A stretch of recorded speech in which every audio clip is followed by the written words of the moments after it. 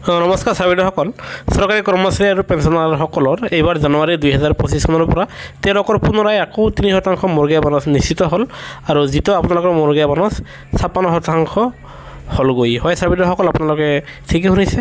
আৰু যাৰ ফলত আপোনালোকৰ দৰমহা আৰু পেঞ্চন বৃদ্ধি পাব ছাত্ৰীসকল আপোনালোকে জানে যে অল ইণ্ডিয়া কনজিউমাৰ প্ৰাইচ ইনডেক্সৰ তেওঁলোকৰ প্ৰতিটো 6 মাহৰ সূচকাংকৰ ভিত্তিত আপোনালোকৰ মৰ্গীয়া বনছ বৃদ্ধি পায় আৰু ইয়াত চাওক আপোনালোকে স্ক্ৰীনত দেখিবলৈ পাইছে এয়া হ'ল অক্টোবৰ মাহৰ কনজিউমাৰ প্ৰাইচ ইনডেক্সৰ সূচকাংক যিটো